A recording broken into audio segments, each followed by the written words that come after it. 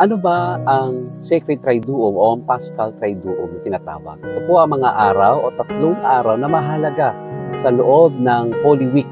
These are not just events, they are the heart of our salvation story. Simulan natin sa Holy Thursday o yung Huwebes Santo. Ang Holy Thursday, tinatawag ding Maundy Thursday. The word Maundy comes from the Latin word mandatum, meaning to command or mandate. Because during the Last Supper, Jesus gave this new commandment, love one another as I have loved you.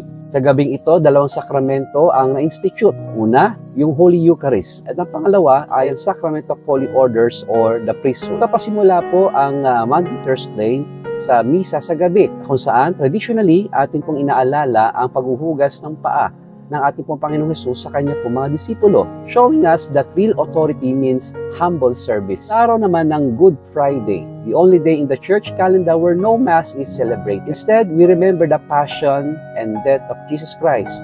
At marami din tayong mga ginagawang mga tradisyon sa araw pong ito, katulad ng pakikinig ng pitong huling wika o the 7 last words ng ating pong Panginoong Hesus. Sunod niyan, we venerate the cross, listen to the Passion Gospel, and join Christ in His supreme sacrifice. It's called Good Friday, not because the events were joyful, but because through His death, Jesus brought us eternal life.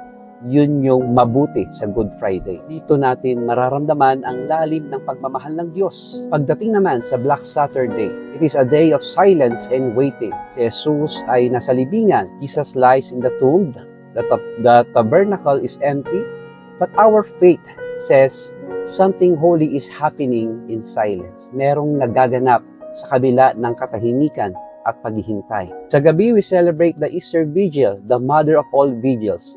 The service begins in darkness, then comes the Paschal fire, symbolizing Christ, our light. Ito natin maririnig yung exalted. We listen to salvation history in Scripture and witness baptisms and renewals of vows. It's the most solemn and hope-filled liturgy of the year. So, itong Sacred Triduum o ang Paschal Triduum na ito ay it is more than a tradition. It is a journey. Di lang natin ito inuulit-ulit. Ito po ay isa rin po itong paglalakbay ng ating pong buhay. Mula sa pagkoman sa atin na magmahal, magsakripisyo, at hanggang sa liwanag ng kanyang muling pagkabuhay. Let's not just attend, let's participate. Magnilay na may kalaliman at maghintay sa pag-asang hatid ng muling pagkabuhay.